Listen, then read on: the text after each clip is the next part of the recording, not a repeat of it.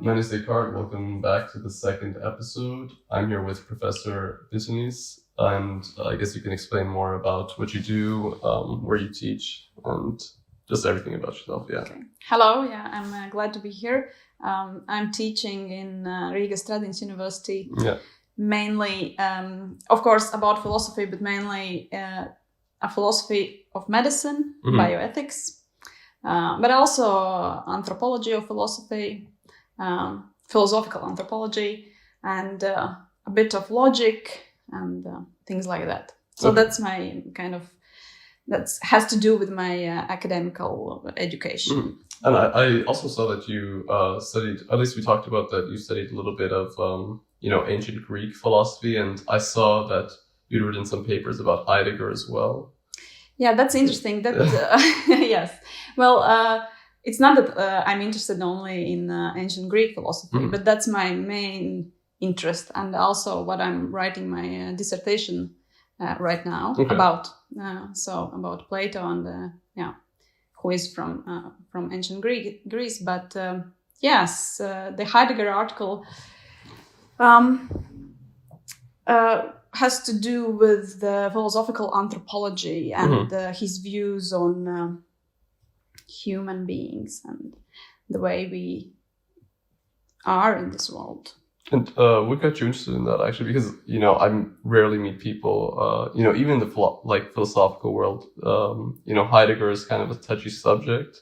And I guess outside of Germany and even outside of the States, I don't really meet a lot of people who are interested in Heidegger's philosophy. Like, they'll just look at some things about, they'll look at his Dasein, philosophy and, extract what they can from that and sort of attribute, extrapolate what they can to other philosophers, or see what they can benefit from Heidegger's philosophy in the sense that in a way that they can use it to understand other philosophers better. But I don't really meet a lot of people who focus on Heidegger specifically. So I was wondering what made you interested in his work.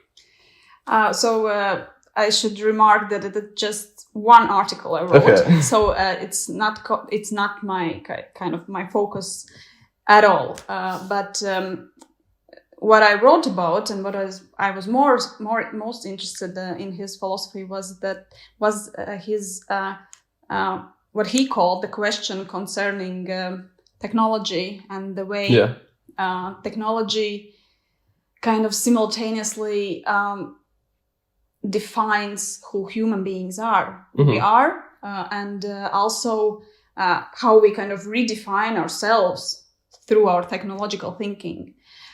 And his main thesis would be that we have to we are kind of under the control of technological thinking, and we should find some alternative ways of being than just being a technological beings.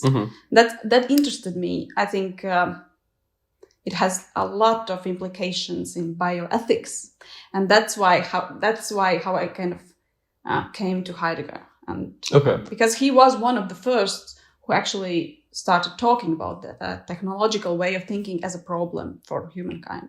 So that's why. But of course, I don't consider myself a Heidegger scholar, not at all. Heidegger fan? No, also not at all. But and I completely understand what you said about Germany, and they trying to kind of distance themselves maybe from Heidegger and his involvement and being a rector in a university during the Nazi time. So but I mean, you do you plan to, with your new dissertation, involve Heidegger's philosophy in any way, or is it completely okay? So would you mind explaining the dissertation a bit, or what you're planning on writing about? Yeah. So my dissertation thesis has to do with Plato and one of his works, namely The Republic. That is maybe the most controversial work of Plato. But I've been interested in that work since ever I started studying philosophy after high school, and it's intriguing me still. And I think I can find, and the scholars of Plato find, new levels of interest there all the time. And of course, Plato has been, labeled in so many ways. idealist, totalitarian, communist, even in opposite ways. And so it's interesting for me, but I'm not writing on, let's say, I'm not dwelling on these kind of political reception of Plato. I'm more interested in his ethics. Okay. So that's my that's interesting because, I have the Republic with me right now. But it's just interesting since many people will look at the Republic and take it mainly from a political stance. I mean, there are people who do look at like the ethical side of things, but they use it as a way to sort of justify either their political stances or sort of crucify like other people's political stances. And that's why I guess I'm a bit intrigued at why you're focusing mainly on the ethical part instead of like the political associations with Plato. That's a very interesting question, I think, also for scholars of Plato. And there is a debate about whether the Republic is a work in politics or in ethics. And I kind of tend to agree with those who argument in favor of the view that the Republic is basically a work in moral psychology. Moral psychology being the ways that Plato tries to show human psychology as basis of ethics and our moral behavior. So why do we do something and why don't we do something, and what's the reason for that, and what's our main aim, and how our main aim, which namely for him is of course the happiness of the individual. I'm saying of course there's debate about that, but I see that as his real practical question. So why do we need to be moral at all? So, and we can look from this perspective at the work that's named Republic. And but I completely understand that there's the other side of the argument saying that it's mainly political work, because if you look at the pages, the number of pages dedicated to political questions are actually a lot, kind of the amount of political discussion is very, very kind of big in Republic. So, but do you think it's even fair to differentiate between political the political discourse, I guess, in his books and the ethical side of things? Couldn't somebody say, they're both intertwined in the same systems? Like you can't have politics without discussing ethics, and in fact, they are, one and the same thing. It's just politics is how ethics plays out in our society, for example, like the laws. Yeah. Yes. So you're asking me about Plato, or whether I think that ethics and politics are... I mean, I guess you can relate it to Plato, but I just meant that in a more general sense. But I guess you can also talk about how it relates to Plato as well. I think that for Plato, of course, they're interlinked. And I think he does that because he's very much concerned about how people perceive things. And I think he finds it somehow that the political discussion helps him to explain the ethical point of view. Okay. So he kind of uses that as an instrument, and in a very imaginative way. And I think that he's simultaneously engaged about the content of his philosophy, but also about the way how he makes his philosophy available to people. So, and that's why I think that's one of the levels how the politics and ethics are interlinked. But if you ask me about more general view, and I mean more about you, like your personal view. So how do you see it? Yes, I think that it's a hard question. It's a very hard question. There are so many points of view there. I mean, there's a lot of caveats, I guess. And it also, I guess, depends on how you define ethics and how you define politics. Because I guess if you have like really broad definitions, in a certain sense, you could just say, yeah, of course they're related. Whereas if you're having very specific, then yeah, they might be different in certain ways or in all types of ways. Yeah. Well, if we are sticking to Plato, then for him politics would be a kind of sphere of knowledge or expertise about how to organize society, how to make it work, how to benefit everyone. But of course, that's not how we, for example, understand the word politics nowadays. We understand politics like some kind of maybe national interests, some kind of. We are talking also about the importance of laws, of different regimes like democracy, about values, of course, and things like that. So, just to answer the question about the link between ethics and politics, well, my personal view is that values should play a role, and they definitely play some kind of role in politics, because politics is done by humans. So that's why it's linked with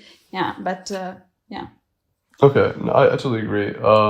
Like with what you've said, but for me, I guess what's also interesting is how does politics, I guess, play into or politics and ethics play into, for example, Latvia.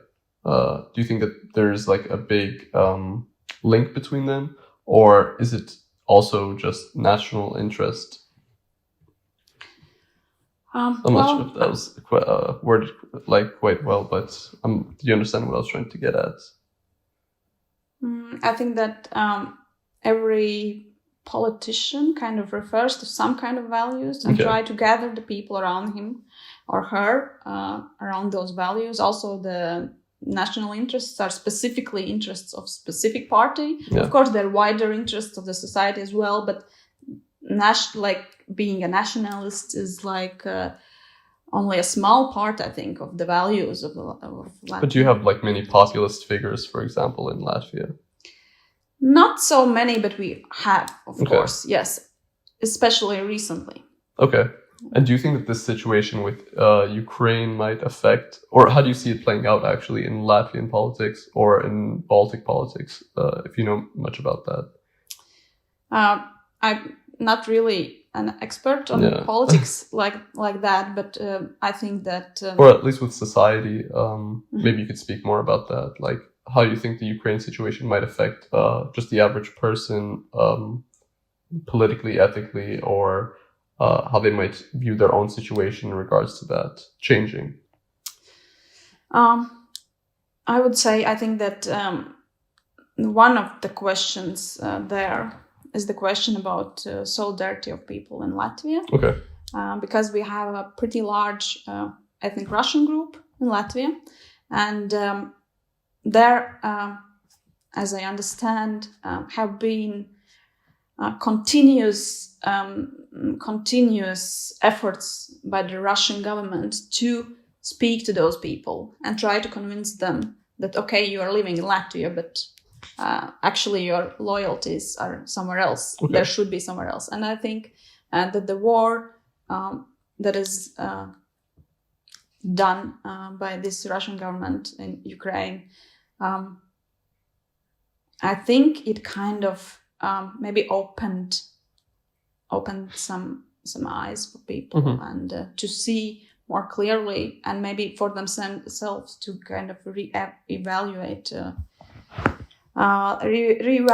what they were thinking, and try to understand what is the life they want, and where do they want to live. And I mean, that's kind of interesting, because I always thought it would exacerbate the situation between the ethnic Russians and the ethnic Latvians.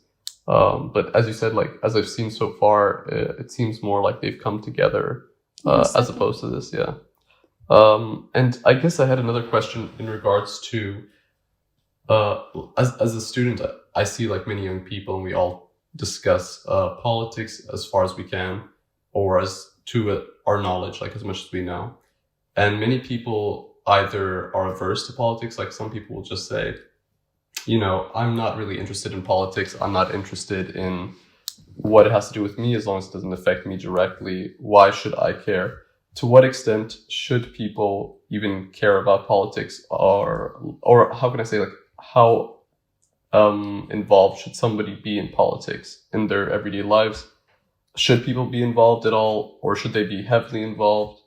Like your personal opinion, or what you think maybe Plato might say about that. Okay, yeah, that's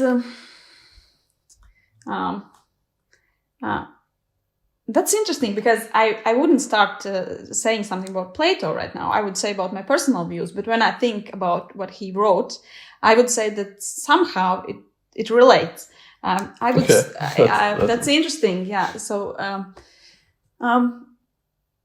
I think that what's happening right now, that we can see as a society, also in Latvia, that only if we participate in politics and we actually engage in an active way, and even if we are not interested for a moment, or if we're very busy doing some I don't know, like big projects, we have to return back to being interested in politics after a while, because we see now what happens to the countries where people for like 20 or 30 years or even more, where they lead their lives only in a personal way, only engaging in their family matters, their business matters, and shutting the politics out. I'm talking about Russian Federation. Of course. So you are shutting the politics out, and you are trying to just improve your own life, which is very good for your children, for your family, but you are shutting the politics out, and the politics, happen anyway. So if you don't participate, the politics will kind of happen to you at one point.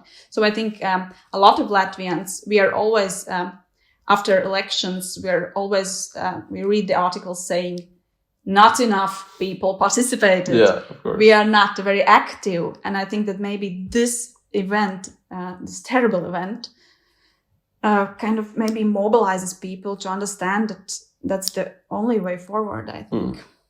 That's interesting. But I totally agree with what you're saying.